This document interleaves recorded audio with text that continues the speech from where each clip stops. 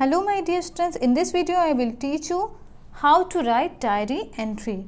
As you know, diary is a piece of writing in which you express your personal feeling and expressions. So in this video I will teach you features and format of diary entry, because most of the time if you don't know the right format of diary entry, then your marks are deducted. So let's start. First of all, let's see that what is a diary entry. So a diary is a personal document of an individual where he shares his emotions, thoughts, reaction or feeling on daily basis. And you can write anything, whatever you like. You don't need to be afraid of any criticism, because it is a personal piece of writing and you are free to write, you are free to express anything. So a diary can be whatever you decide, and it should be a place where you should be honest while expressing your feeling. If you are writing a diary and you are not honest, then it is of no use to write. Next thing is that diary writing can be based on an experience, a scene, a description or narration of certain event or any other activity in which you were engaged. So you can express your experience on the basis of any visit, on the basis of any activity in which you participated. So you can express your reaction, your feedback in the diary entry. For further information, the most important diary that is most popular in all over the world is the diary of a young girl, that is known as the diary of Anne Frank, and it is prescribed in the syllabus of class 10th also. And it is considered as the most widely read book in the world outside of the Bible. Bible के बाद अगर कोई book मानी जाती है most widely red book, तो वो कौन सी है? Diary of a best girl और the diary of Anne Frank. और 30 मिलियन कॉपीज जो है सेल की गई हैं ऑलमोस्ट 67 लैंग्वेजेस से में। तो इसी से आप इसकी पॉपुलैरिटी को समझ सकते हैं।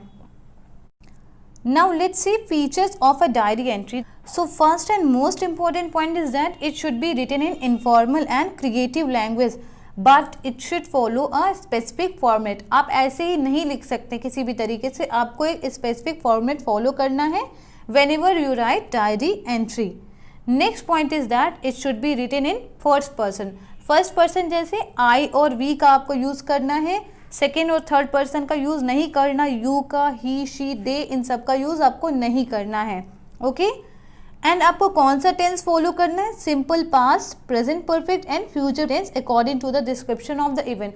मोस्टली सिंपल पास्ट फॉलो किया जाता है क्योंकि आप डायरी में जो भी चीज़ हो चुकी हैं उनको आप एक्सप्रेस करते हो, पर बहुत बार होता है कि आपने भी रिसेंटली कुछ काम किया है या आप फ्यूचर का कोई प्लान अपनी डायरी में बताते हो, तब वहाँ पे आप फ्यूचर और प्रेजेंट परफेक्ट टेंस का यूज़ करोगे, जैसी भी सिचुएशन होगी, जो भी डिस्क्रिप्शन होगा उसके according.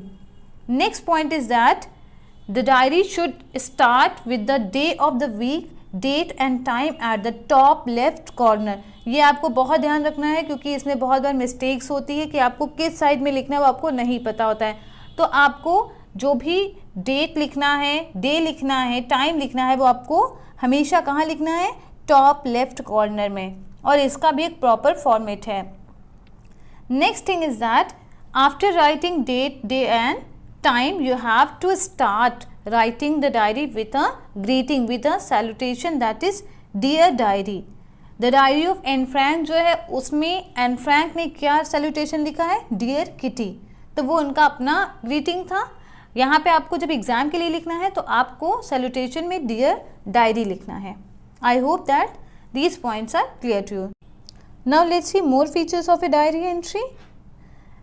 The important events of a day should be recounted in a chronological order using vivid description. It means that you don't need to write the description of each and everything in detail, but you need to write only important things, and the most important thing is that you should write the things in a chronological order, in a sequence. आप जब भी चीज़ें लिखेंगे उसे एक sequence में लिखेंगे।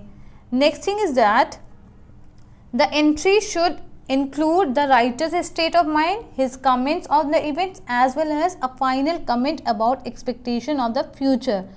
It means that whenever a person is writing a diary entry, he should express his personal feeling, he should write his commentary on the events, जो भी उसकी थिंकिंग हो, जो भी उसका फीडबैक हो, जो भी उसकी रिएक्शन हो, उसे लिखना है। और क्या लिखना है, फाइनल जो कॉन्क्लूसिव नोट होगा वहाँ पे आपको फाइनल कमेंट लिखनी है that what could happen in the future. Next point is that the diary entry and with the writers name, जो भी डायरी लिख रहा है उसे अपना फर्स्ट नेम लिखना है लास्ट में। Now let's see some point that you should remember while making a diary entry. So first point is that your language must be informal. आप जब भी लिखें आप इनफॉर्मल तरीके से लिखें, क्योंकि आप अपनी फीलिंग्स को, पर्सनल फीलिंग्स को एक्सप्रेस कर रहे हैं। Use short sentences and record different happenings in different paragraphs. आप जब भी लिखें डायरी एंट्री हमेशा शॉर्ट सेंटेंसेस का यूज़ करें और जो भी आप इवेंट्स बता रहे हैं, डिफरेंट हैपनिंग्स जो हैं उनको अलग अलग पैराग्राफ में लिखें। आप कई सारी इवेंट्स को एक में मिक्स नहीं कर सकते। Next point is that stress more on emotions और feeling than on the actual event. तो यहाँ पे जो भी एक्चुअल इवेंट्स हुए उस पर आप फोकस करने की बजाय अपनी पर्सनल फीलिंग को एक्सप्रेस करने में ज़्यादा फोकस करेंगे, क्योंकि यहाँ पे आपने जो भी फील किया है, जो भी आपकी रिएक्शन है, उसे आप रिकॉर्ड कर रहे हैं। Next point is that you should write the diary entry as if you were really a part of the situation.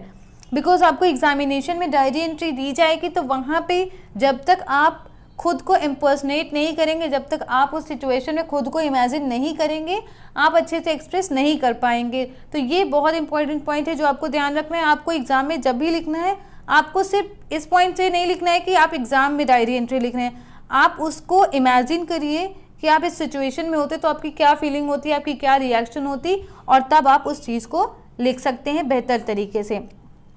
Next and one of the most important point is that how you should write the diary entry. क्या तरीका होना चाहिए, क्या body होनी चाहिए।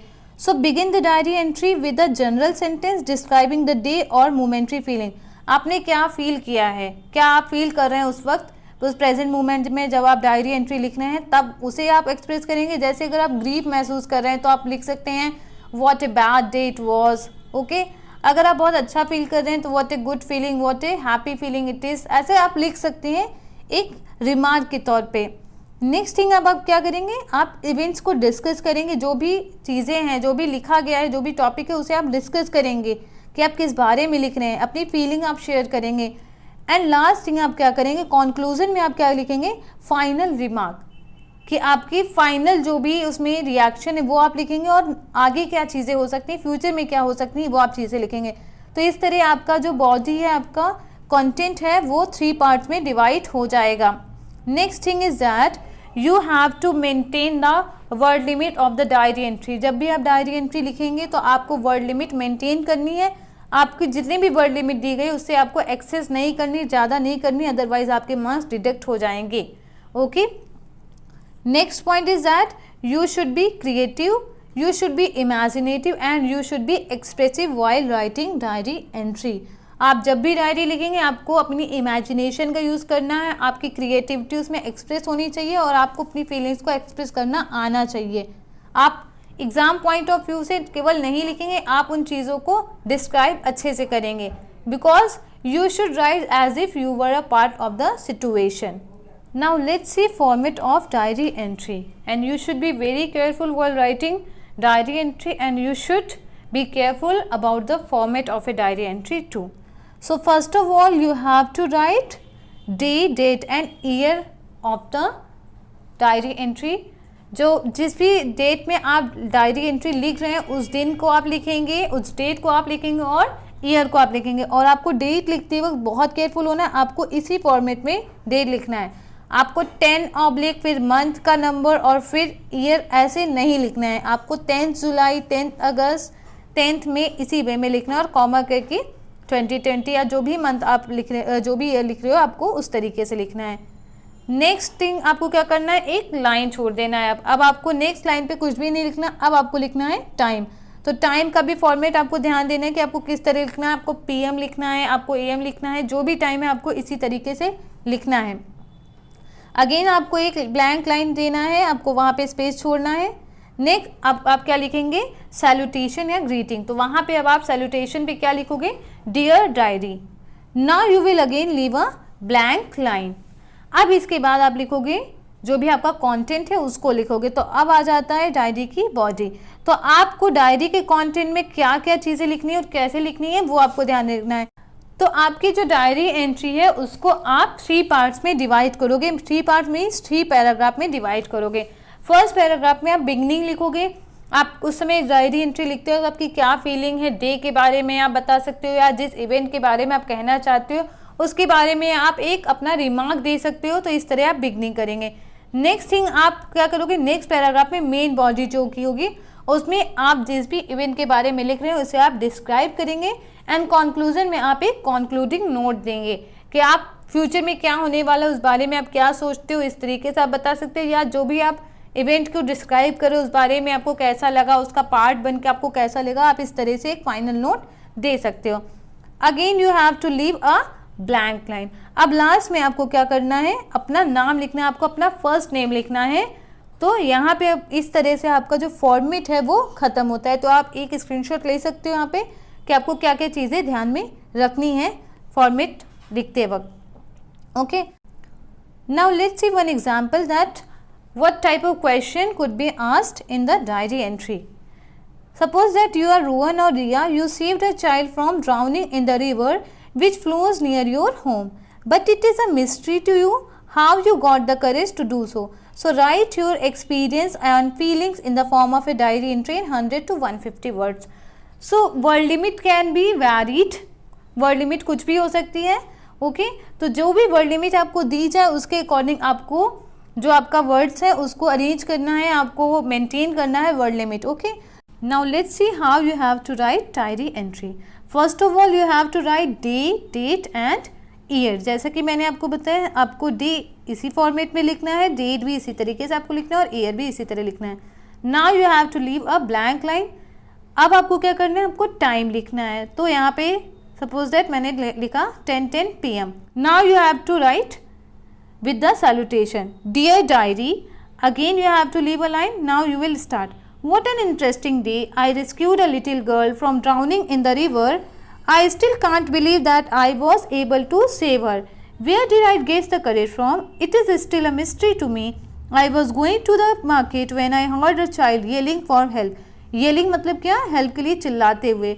Who had fallen in the river and couldn't swim. वो बच्चा swim भी नहीं कर पा रहा था।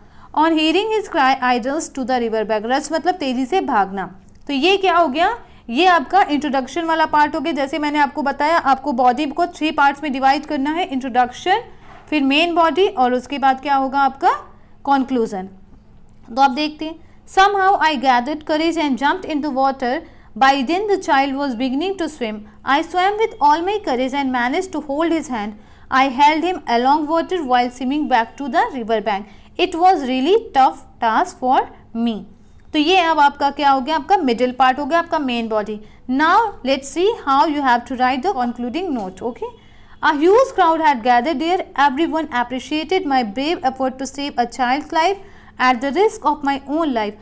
I felt very happy and proud. Okay, so this was all about the main body and the conclusion. Now let's see what you will write in the last. Now again you have to leave a blank line and with the signature with the first name ये diary entry खत्म हो जाती है। अब आपको full name नहीं लिखना, ये भी आपको ध्यान देना, आपको फर्स्ट नेम ही लिखना है जो भी क्वेश्चन में दिया जाएगा वो। तो इस तरह आपकी डायरी एंट्री जो है वो खत्म हो गई। I hope that this video was very helpful for you. So if you like the video, please hit the like button, share and subscribe the channel. Thank you all.